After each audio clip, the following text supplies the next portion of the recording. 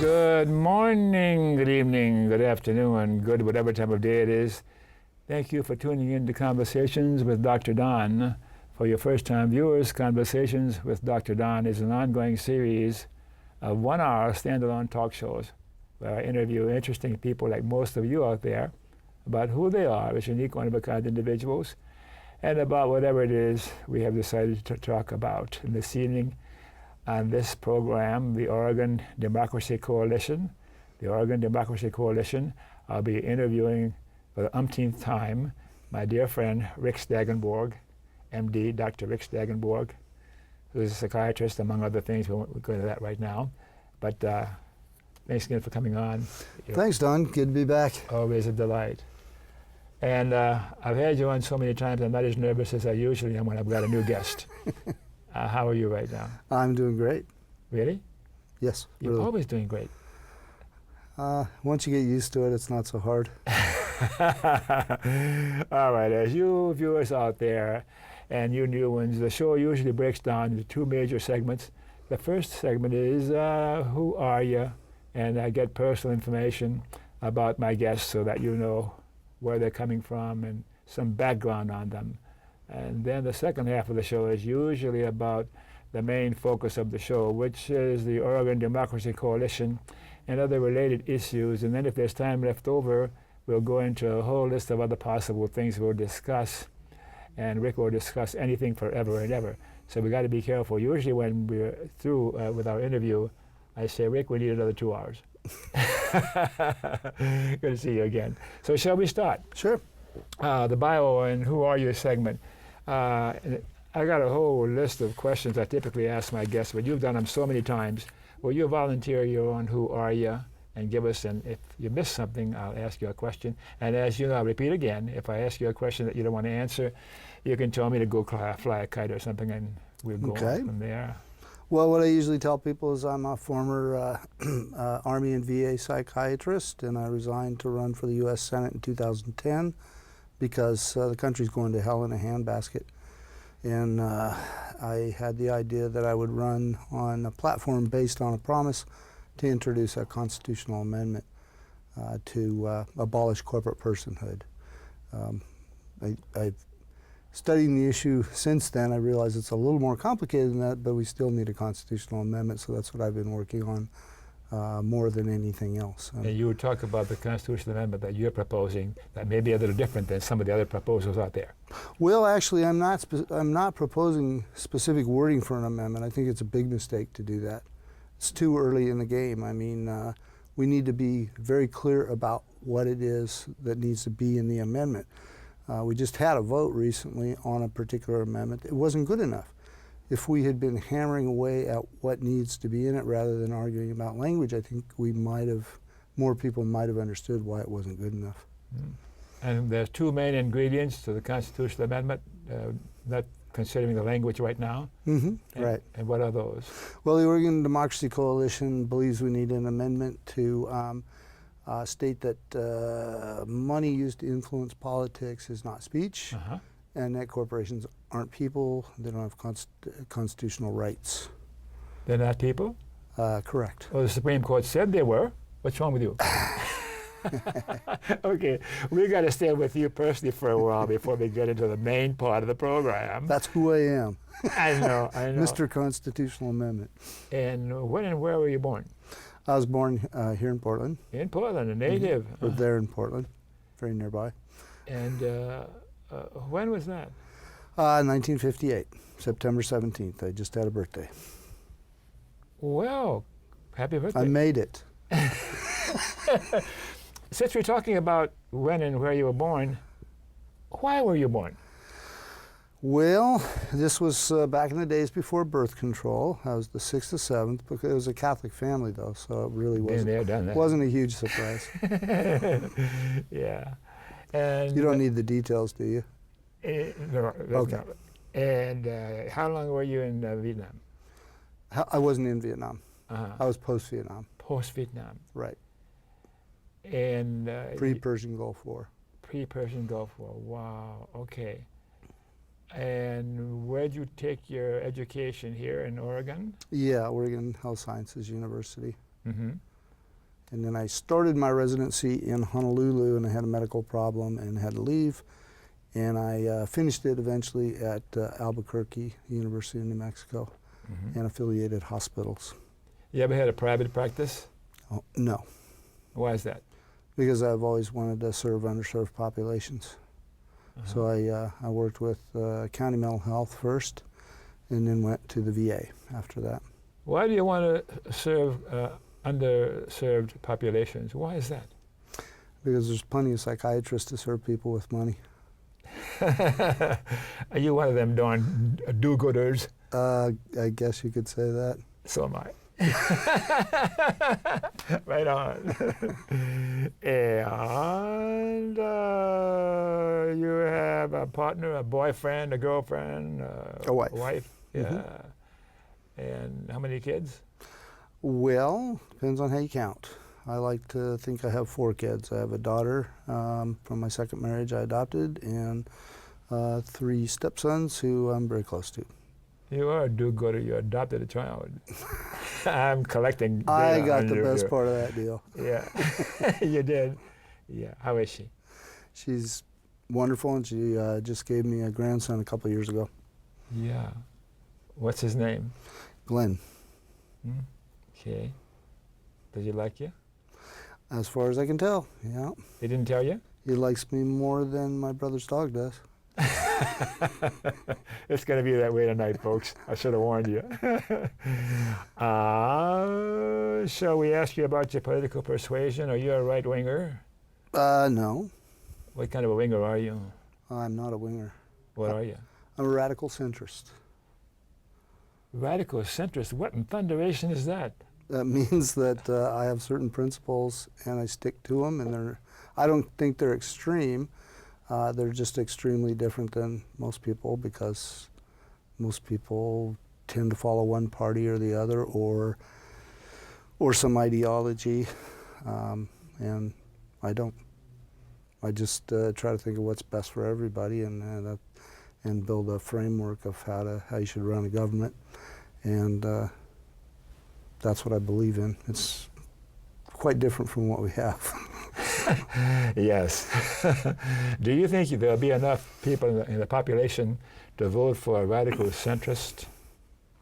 Someday, yeah. I mean, once they understand what it is. See, a big part of the problem is people talk about conservatives and liberals as if they know what they mean.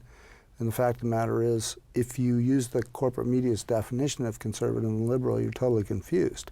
So we have a whole generation of people who think of themselves as conservative, who have these radical corporatist ideas that they equate with conservatism. If William Buckley were here right now, he'd be rolling over in his grave. Wait a minute, that doesn't make sense, does it?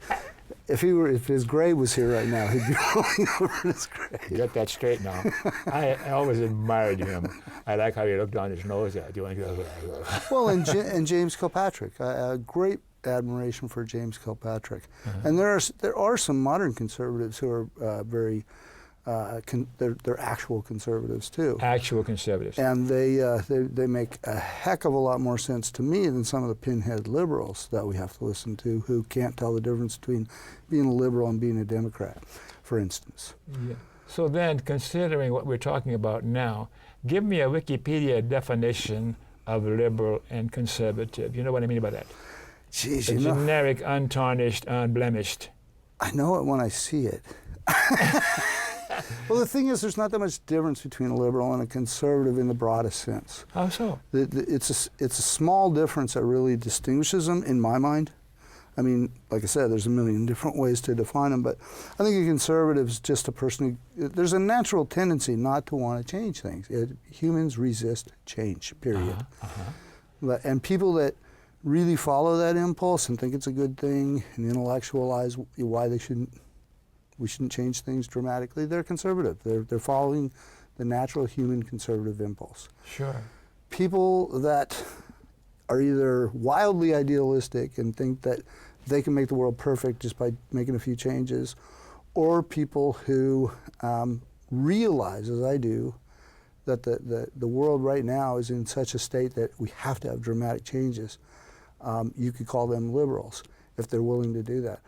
But I mean, I understand the conservative impulse, and I share it. If we had a country that I wanted to stay the same, I would be a conservative too. I mean, I would call myself that. I would say, we need to keep this because it's perfect. What It's kind of not. conservative would you be? The Wikipedia one or the one you talked about a few minutes ago? Well, I People guess, who call themselves conservatives now. well, certainly not what the corporate media would call a conservative. I mean, what the corporate media calls a liberal now is not liberal or conservative. We're seeing a convergence because of the phenomena of neoconservatism and neoliberalism, neither one of which is liberal or conservative. They're both corporatist. Right. So really, neoconservative, neo-fascism, you'll see the same people support both. And what it really is a form of neo-fascism in the sense of corporatism. Have you seen the new series about the Roosevelts on PBS? I've seen part of it. I haven't watched it all. It's just delightful. Yeah, it really is. Called back old memories. Yeah, despite the imperialism of the Roosevelts, both of them, I have a lot of admiration for the things they did. I have a bottom line in many issues, and the bottom line for me is how did a person approach and behave toward the underclass and the poor people? That's That's and what I'm hits a me radical too. leftist progressive, Yeah. as you know. Yeah. So how do you feel about poor people and the underserved? I'm gonna have you repeat yourself. Yeah. I think that in a democracy, well, I think that everybody should be treated with the same respect, the same dignity, and I think they should have a minimum level of a minimum guarantee of being able to live a decent life and have equal opportunities. I really think that should be the fundamental basis of establishing a government. You a socialist? I don't like labels. I'm a radical centrist. I didn't ask you about a label. I I'm a asked you, what radical are you? centrist. A radical centrist. Okay, I kind of catch Don't you ask off me. guard. Don't ask me to apply a label. And you mentioned Catholicism from some time ago. Do you have a religious preference nowadays? No. You wanted Well, my preference is to not have a religion. Are you an atheist or an atheist? Neither. What are you? A deist, if you have to label it. A You- pantheist. Oh, yeah, thank you. Yes, you don't have to label it, but I appreciate you. A pantheist, I guess, is probably the best definition or best word. said that to me Without defining it. Boy, I enjoy the back and forth with you because it makes me feel like I've got some sort of a brain, because as a kid in New Orleans growing up, I didn't think I had a brain whatsoever, considering how the culture was back then, the racial differences. And even now in my 86 years, 86 in December, I appreciate that I can talk to someone who's really bright, and it reinforces the new learning that I am fairly bright. Not as bright as you are, if I may, comparisons, you know. You know the training we had to be able to tell if somebody's bright or not. You talk to them for 2 minutes. I think the concept of intelligence is widely misunderstood. Not for me. I think anybody can be a genius if they devote themselves and if they have a normal brain. I really don't think, there are exceptions, of course. Some people are just naturally, I don't know how it works, but people with people with photographic memories, for instance. I don't have a photographic memory. I had to figure all this stuff out, and it took me time. But most people just don't take the time. I'm talking about generally speaking, not in a narrow sense of betraying some unusual trait of intelligence, so to speak. Yeah. It's a whole I'm not trying to brush aside the compliment, by the way. Thank you. You usually Thank do. you. I know. I'm working on that. How about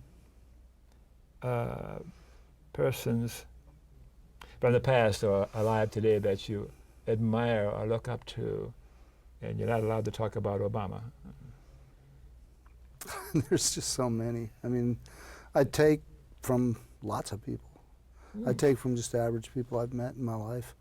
My parents, historical figures, politicians, actors. Politicians? Some. You just mentioned a couple. Yeah. So no names come to mind for you right now. Just what you said. Well, lots That's of enough. names. Lots That's of enough. names do. I don't like. I mean, I can't really prioritize them. Because then somebody is watching you will say, well, he liked Gandhi. Jefferson was a slaveholder. Jefferson, and then they might not vote for you if you took a position. You're careful with what you do here. I love Jefferson. I love Lincoln. Uh-huh. I mean, and they were deeply flawed people. Yeah. But I'm a psychiatrist, and I understand that we're all that way to some extent. Are you deeply flawed? Yeah, I think so. Well, I mean, I've been working I'm on not it. talking to you. I've been working on it, but boy, you should have met me 20 years ago. I'm still working. I'm still working on it. Yeah. And I am still working on it. So, what do you think of the mainstream media? Is it left, right, or centrist, generally speaking? Corporatist. Corporatist. Mm-hmm. It's owned by corporations and serves their interests. Do you ever look at any alternative or read or encounter any alternative media? Yes. Mm-hmm.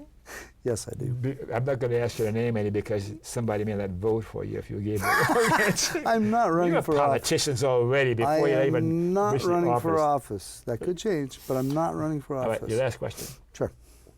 What's right with America today? What's right with America What's today? right with our country today?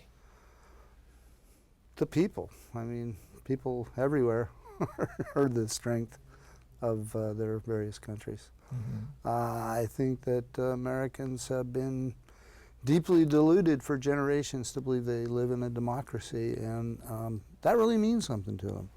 That's just that it's not true. That delusion. Yeah, and if they come to understand it's not true, but they still believe in the ideals of democracy, I think we might actually have a shot at getting it someday. And So avoiding World War III. the people are the strength. Okay. The last question. What's wrong with America today?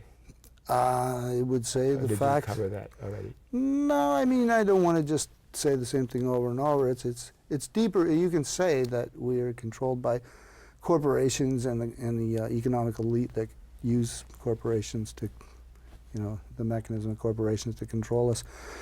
But really, a better way to put it is we have been the victims of a coup that occurred in 1963. A coup in 1963. Give me some more. Well, how to put it most simply. There was a study done about a year ago that showed that of the top 25, the 25 largest international corporations, I think it was 24 of them are financial institutions.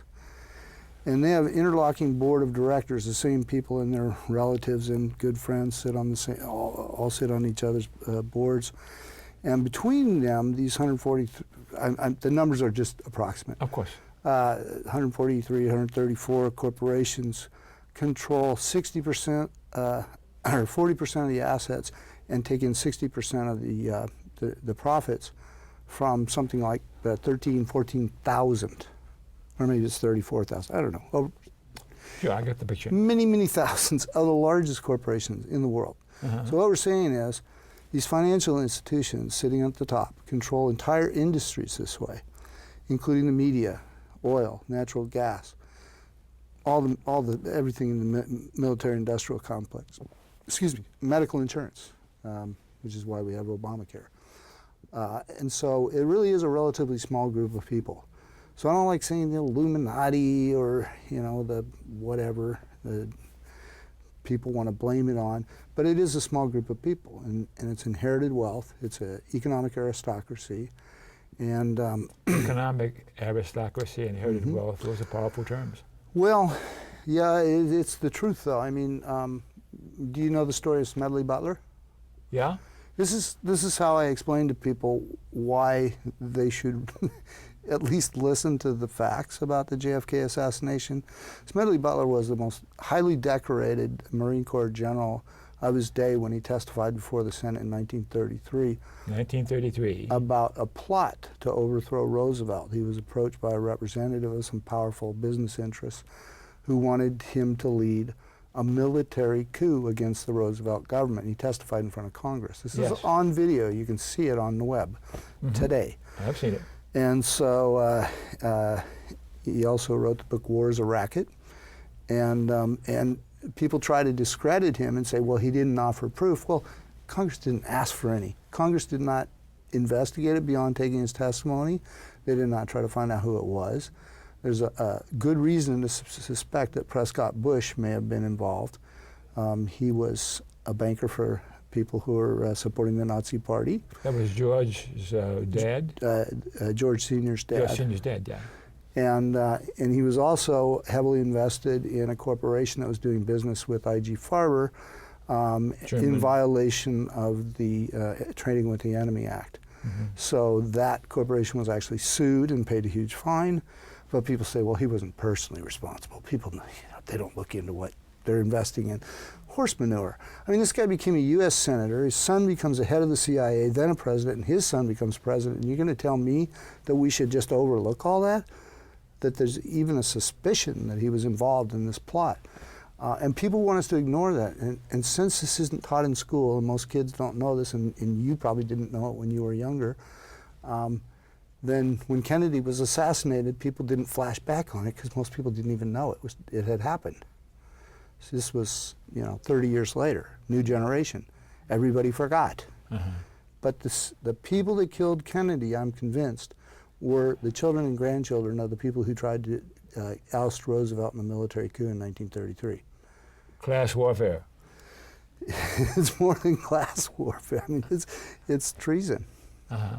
So is this the nature of free enterprise or monopoly capitalism that you're talking about? Yeah, I think that's a fair way to put it. I wouldn't say that necessarily this is an end result of capitalism, although I can understand the point of view that it might be the natural end result of capitalism. Certainly under our constitutional government, because the way that our government was set up, property was supreme. That was the main reason for a government. And philosophers have said this since Locke, the main reason for a government is to protect property. And persons, but property's right up there.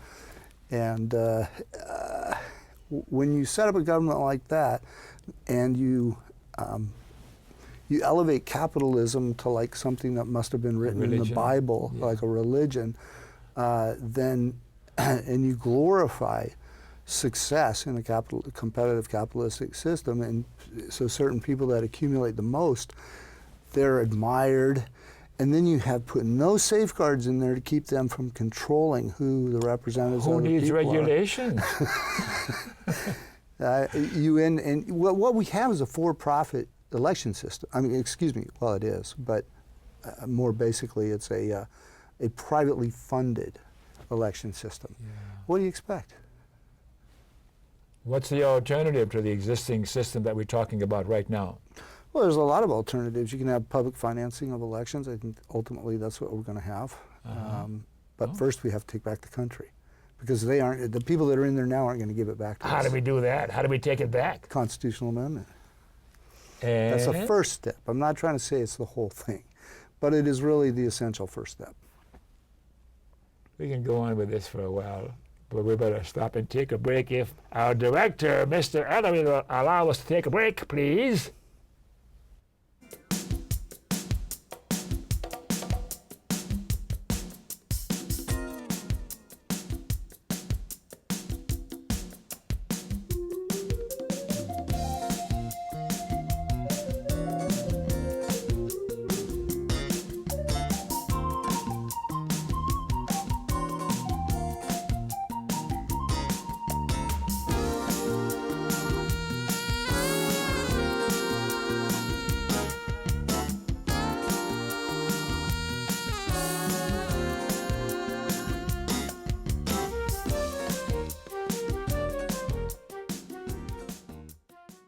Okay, we're back, and thanks for staying tuned. And for you viewers who missed the opening of the show, Conversations with Dr. Don that you're watching is an ongoing series of one-hour standalone talk shows where I interview interesting people like my friend Rick Stegenborg over here about who he is personally, and we've done that the first half of the show. And whatever it is, we know what it is we're going to talk about, the Oregon Democracy Coalition, and probably some other stuff too. Let's start with that. What is the pledge to amend? That's important to you, isn't it? And to me too. Yes, it is. Well, it's an idea that I've been promoting since 2012 or before. Like I said, I ran in 2010 with the idea of promoting the idea that people can run for office on a pledge. I didn't call it pledge to amend at the time. I just did it. But Public Citizen, this was back in 2010, Public Citizen actually. Great organization. Yeah, they put out a call for people to make a pledge to support a constitutional amendment that would overturn Citizens United, which we now know is not enough, but it's a start. And I took the pledge because that was my minimum goal, was to overturn Citizens United. And about 36 people did. Excuse me. About 36 people did, but it didn't get much publicity, and the alternative media ignored it.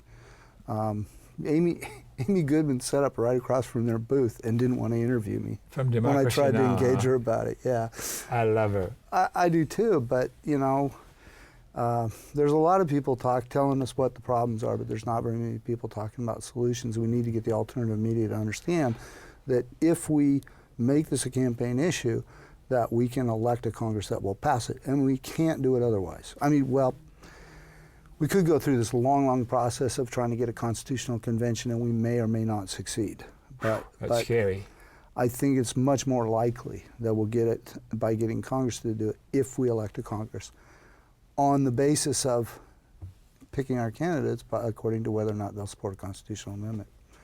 How can we elect a Congress to support a constitutional amendment if the Congress is owned and paid for by the super rich who own the government? Well, the Democrats are on record now as in the Senate as unanimously favoring a constitutional amendment. Now we just got to make people understand that what they voted for was not good enough. Hold their feet to the fire, hold their challengers' feet to the fire, do the same thing with the House until we identify who's not going to take a stand and who's lying when they claim they are, and get rid of them. What about the super rich who own the media that give people the information they need to have a position and to take a vote if they're... Are you trying to make this difficult, Don? Yes. Because I never win anyhow. The best I can hope for is a draw with you. I'm not saying it's it's going to be easy, but Of course. that gets to what Oregon Democracy Coalition is all about. What we are doing is organizing on the ground in local communities to educate people about this issue, about why it's so important. Get them active in doing actions that will bring this to more people who don't show up for meetings, people who read the paper, can read it in letters to the editor, people who listen to talk shows can hear us talking about it on talk shows. But we need to do this in an organized fashion, and we need to do it in communities around the country. We need to stand out on the corner with signs. We need to go to anti-war demonstrations saying, see what corporate personhood has gotten you, or whatever, corporate control. This is from a courtesy of our corporate controlled government, ISIS, and a new war with Syria, etc. You just opened a whole new can of worms You can there. connect any issue to corporate control of the government, because, as I said, if you look at the structure, the international corporate structure, the banksters, the Wall Street types, the financial institutions, they control all these major industries, including the media.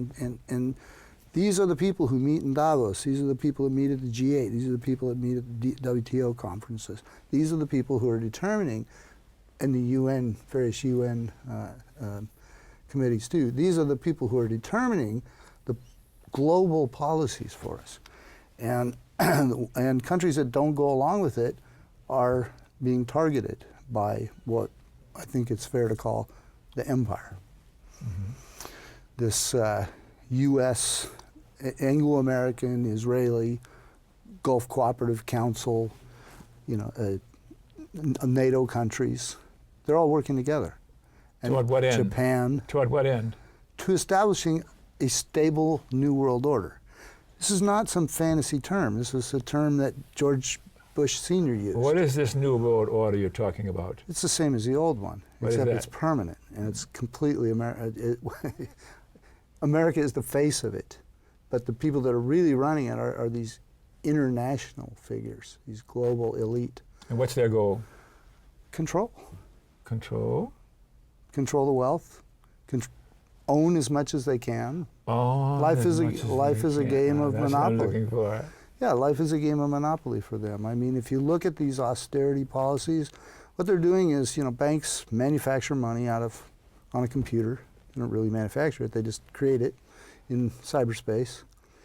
And then they loan it to the government, and the government owes it back with interest. That is so patently insane. I know, and every government goes along with it. Practically. Now, there are some that don't. Governments name that a have, few. let's Some see, in Europe? Libya, Syria, Iran, Russia. You see a pattern here? How about the BRICS countries? I don't know about all of them. All right. I think, well, China has their own central bank. I don't know about India. But certainly all those ones I just named, you'll notice those are all targeted countries. Targeted by the U.S.? Yeah, because they can't impose those austerity measures on. They can't break them because they have sound economies. They create their own money supply and they control it for the benefit of the people. So the super rich in More our or less. country, More or less. Yeah. I mean, Russia's not exactly in the so same these league. countries as the need to other be ones. subordinate to the dollar? Yeah, basically.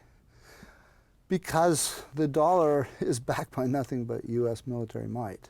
You know, people keep saying, how do we keep creating all these dollars and we don't get any inflation? What's wrong with that? I mean, isn't U.S.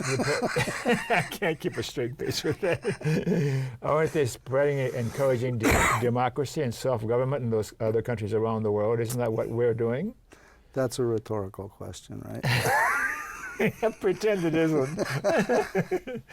No, and I don't really know if anybody believes it anymore. Yeah. I really, you know, I don't think very many people believe that anymore, and they're still saying it. But people have given up on their government. They think the government, all politicians are liars. Congress is hovering around 10% approval rating. The president's dropped to under 50%. People, and that's, you know, usually, I don't know if all these surveys are done on likely voters, but if you survey likely voters, you know, you first of all, you find out that the likely voters are less than 50%. And when you look at the turnouts of people who are even registered to vote, they're terrible. I mean, people have given up. And they say, you know, and even the ones that vote say, I voted for the lesser of two evils because I can't stand seeing the other party getting in power. But the two parties are both now under control of these corporate interests. Aren't there some countries in the world who don't feel hopeless or they've given up and they're relatively content, at least content and occasionally happy with their state of affairs in their country? Aren't there some countries in Europe, I'm thinking like Scandinavia, like that, compared to the average American view? Yeah, I believe it's Norway is ranked #1 in Europe and maybe #2 in the world for happiness scale. I don't remember the name of the scale they're using, but Yeah. you know, they have oil and they have a government that makes sure that everybody has basic needs taken care of. Is that a monopoly capitalistic government in Norway? No, I'm pretty sure either the oil is either nationalized or it's taxed pretty heavily because that's where the government's income I would comes from. characterize it as more socialist than capitalist, would you? Yeah, I would. Why can't we have that in our country? Well, because people have been brainwashed into thinking socialism's a bad thing. And how are you going to get people to learn that socialism is not a bad thing? Is the organization, the Oregon Democracy Coalition, is going to do that? No, that's not our job. I do not speak for the coalition on that stuff, only on what they're doing. Everything else I'm saying is my personal opinion. Mm-hmm. I think the best way to convince people that socialism is okay is avoid the term. Because like conservative, like liberal, like right and left, each person has their own definition. When you start throwing words like that around, it's bound to lead to confusion. If you end up having to explain it, why even put the word out there? Talk about what you mean. Don't we have terms to describe certain things or conditions that require some explaining and describing in greater detail? Yes, but I think certain ones you should avoid. If you want to educate people, you need to avoid hot button terms. Okay. And socialism is a hot button term.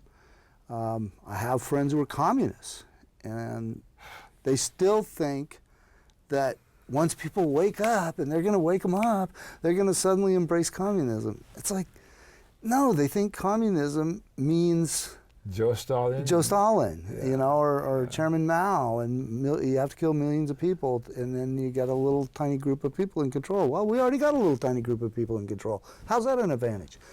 And that's all most people will think about it. They don't know that communism in the ideal is a completely different thing. It's local control.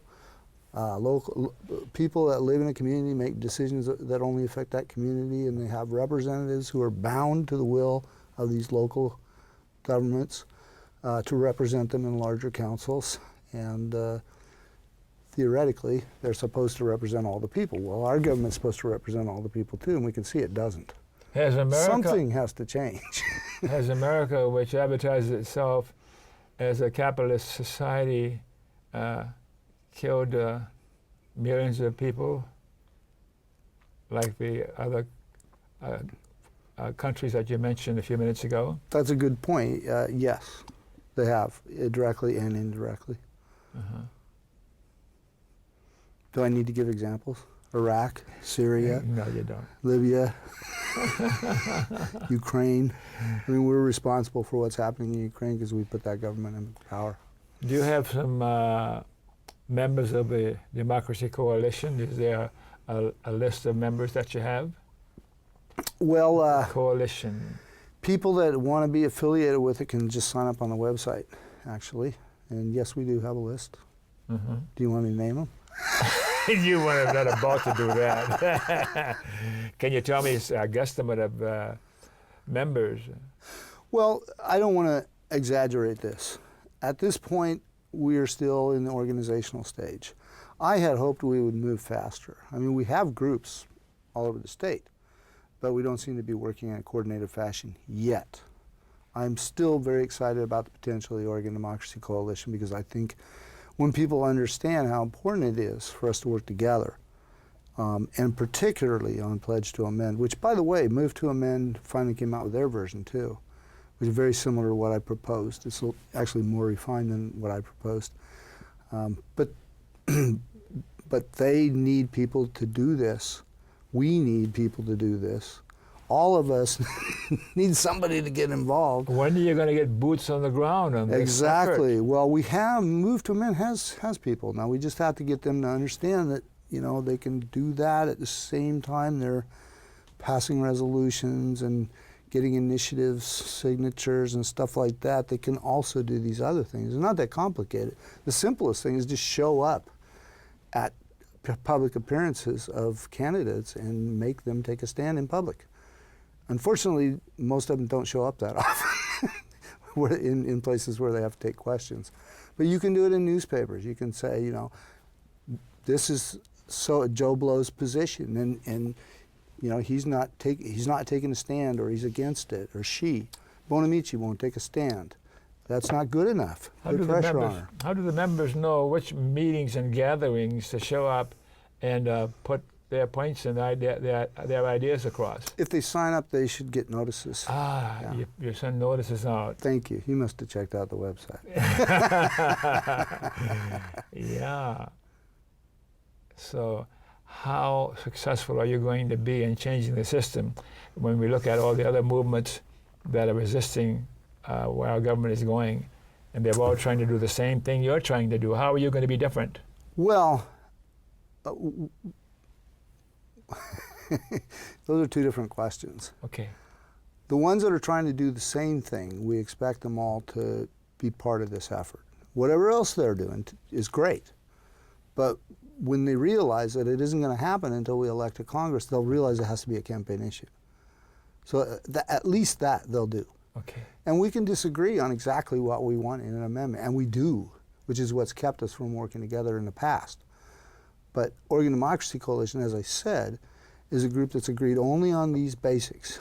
And once we did that, we grew from 6 to 29 groups pretty quickly.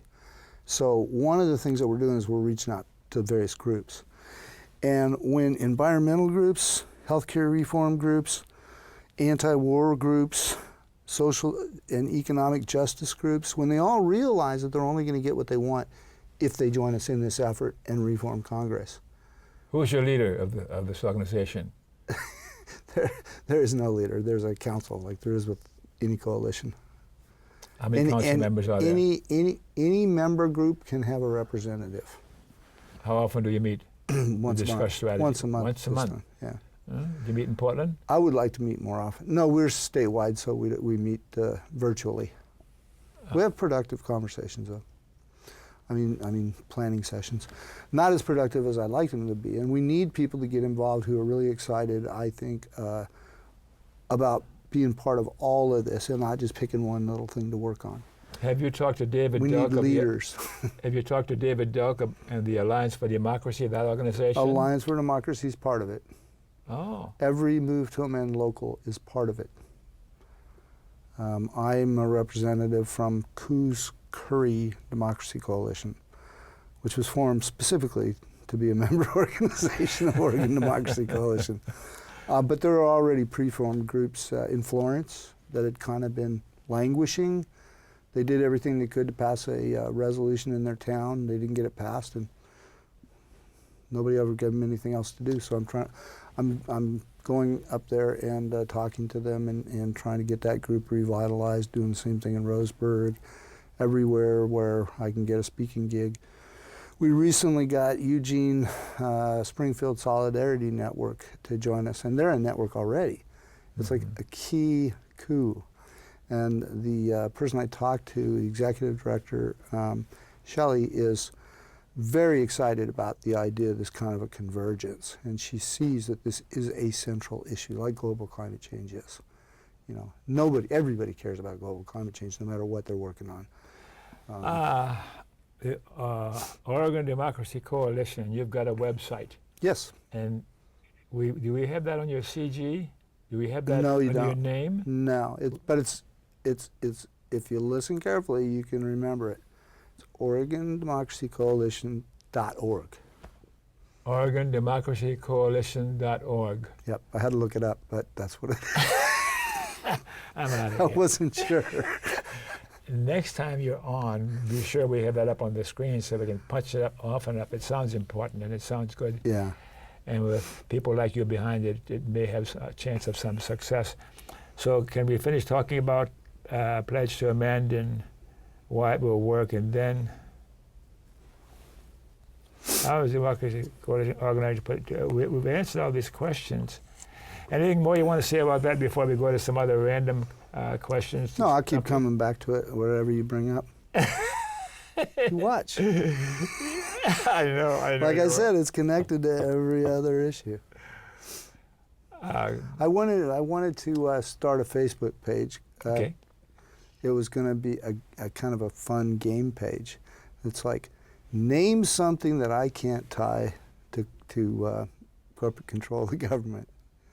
And I decided, nah. I mean, it's too obvious. Your mind is sometimes too fertile.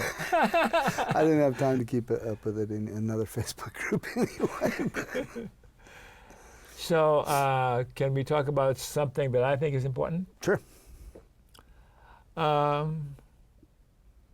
we on a path toward World War III, or are we on a path toward a regional major war, or regional major wars, rather than World War III? I think we're on the path to either of those two. What do you think, Rick? Well, it depends on how you look at it. Are we on the path? I mean, if we keep moving in the direction we're going, certainly it's a possibility. So you could say we're on the path in that sense. If you mean, is it inevitable? I would say no. But there's a serious chance that that's exactly what's going to happen unless we speak up and speak up quick. Is that your point of view? You talked about you just now. That includes everybody. But I'm wondering what you personally think. No, that's what I think. Okay. Yeah, that's what I think. I think if people don't get out there and speak up now like they did the first time they threatened to bomb Syria, that I think we can stop it, though. I mean, Congress is in recess right now. Yeah. I mean, we aren't going to stop the bombing. The bombing's already started. But we might be able to stop it from getting out of control. The problem is that what they're doing is they're bombing the northern part of Syria, where the rebels have, well, the terrorists, I get them all confused. The good terrorists, the bad terrorists, the ones that we're supposedly targeting right now have taken out an air base in northern Syria, and it's actually where their air defenses were, so they have no air defenses there. So it's a serious problem because we don't know what's going on there, and they can't stop them if they do, go too far. We don't know. They're saying they want to put moderate rebels in charge there, give them power base. Well, what are they going to do from there? They're going to attack or are they going to attack Damascus? That's the whole idea.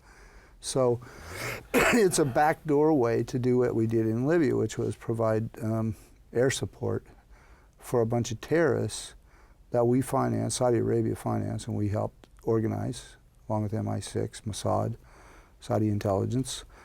And the goal is to take down, not just take down Assad, that he's just a figurehead, as far as they're concerned. What they really want to do is they want to destabilize the country and provide a pretext for Israel to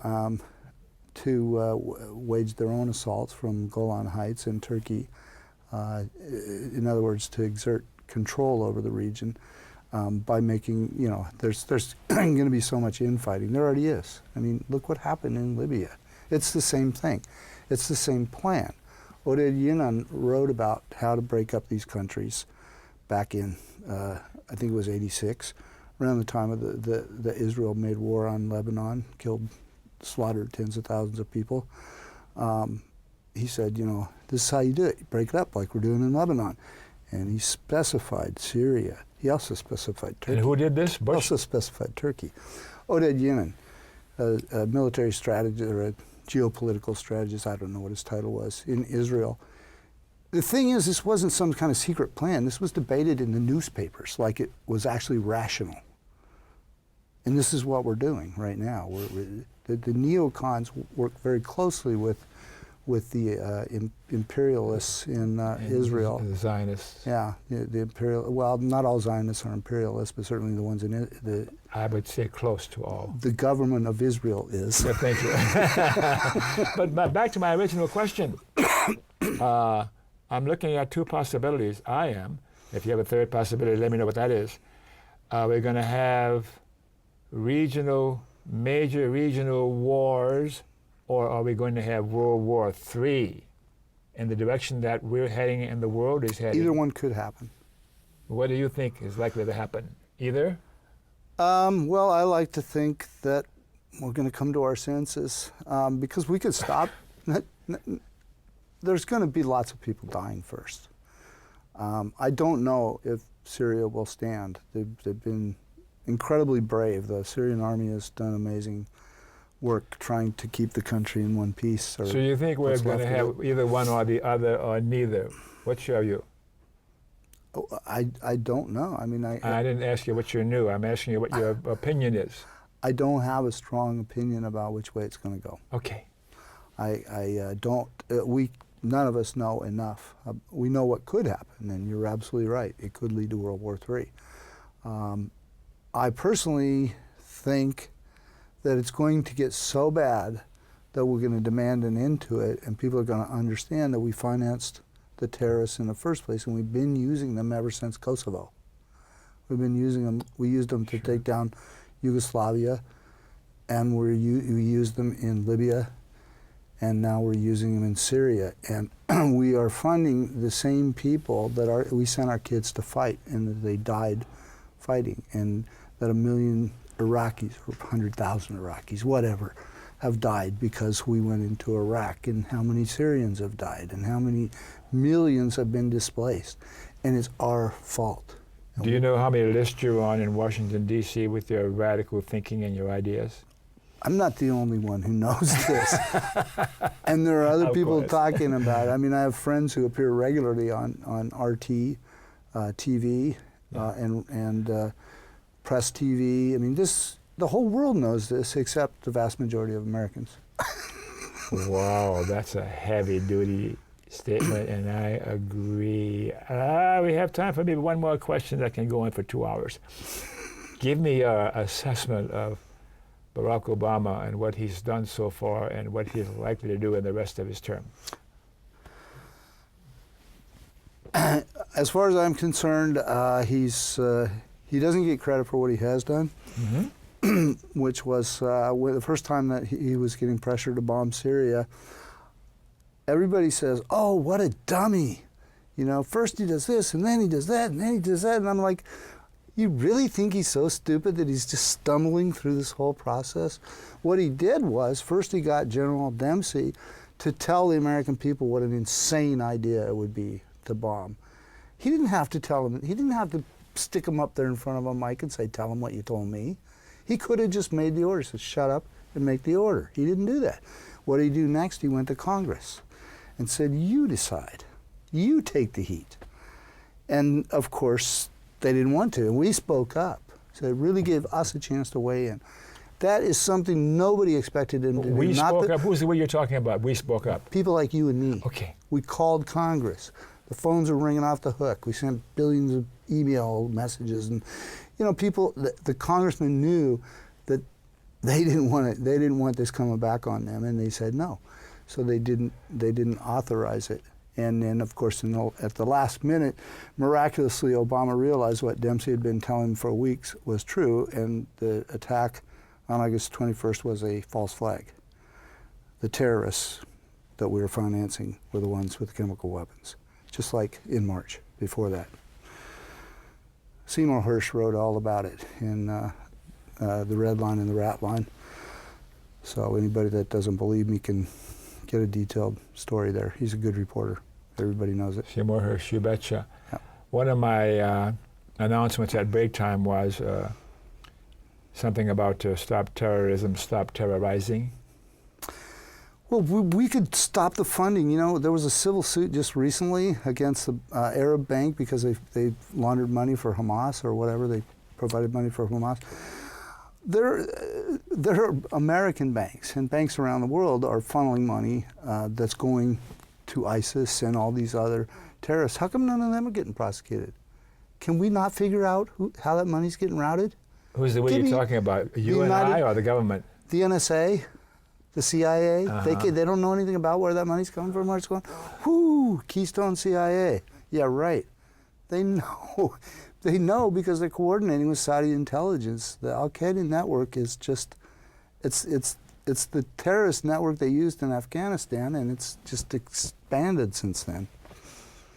There are some people who are suggesting, and some people who I respect, who suggest that America has been terrorizing people in other parts of the world and people who are not capitalists. And it's blowback.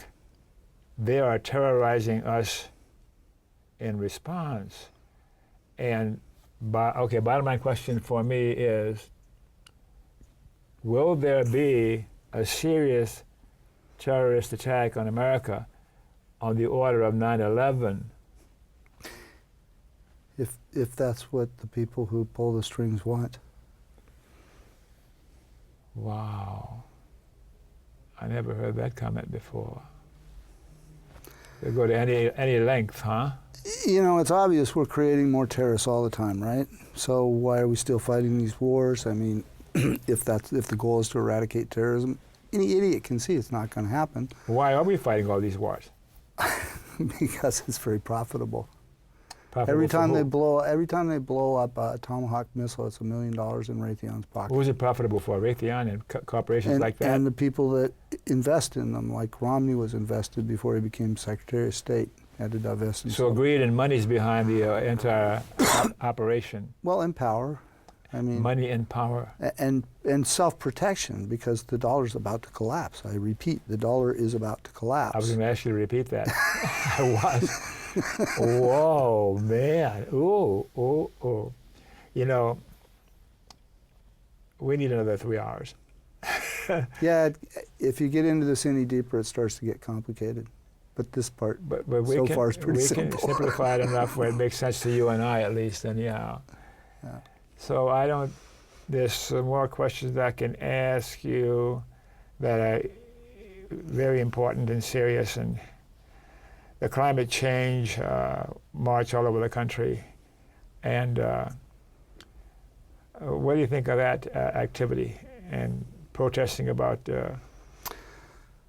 people not dealing with climate change? I think the best part about it is the networking they did to get different groups to work on it. And the coolest thing that I saw come out of it, which probably most people didn't notice, was there was an article written saying, what does corporate personhood have to do with climate change? You saw that? Did you see it? No. Yes. I was so excited. I'm going, connect the dots. Oh, what if all 300,000 people had signs saying, your corporate-controlled government did this to you, or something like that. We better stop. They're going to yell at me. Closing thoughts or comments about anything you want to say, looking at your camera and the viewers out there, Rick.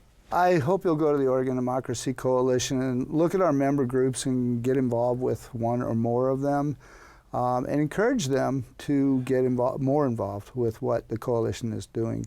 We need those boots on the ground to make this happen. We will make it happen. We have to make it happen. The question is, how many millions of people are going to die from the effects of global climate change, from endless war, from lack of access to health care, et cetera, before you, I'm not going to say get off your butts, but get off your butts.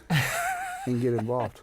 Okay, so we better stop now, and I agree with all that you said. Yeah, the important thing again is get off your duff or your butt or whatever. A few PSAs before we stop. The ACLU, the American Civil Liberties Union, that's an important organization. Without the ACLU, our civil liberties would be completely down the tubes in America. And to get my shows broadcast by other stations around the country, ask your local public access station to go to www.pegmedia.org and follow instructions on how to do that. We got to end corporate personhood. Go to movetoamend.org and learn how to end corporate personhood. We've got to do that to save this wonderful experiment in democracy. Thanks for watching. Remember KFC, please do. Not Kentucky Fried Chicken, Dr. Don's KFC. Kind, friendly, and charitable. Be kind. Be friendly and be charitable to you too. And you too. And all of those turkeys in the control room, including Rick. Thanks again for watching.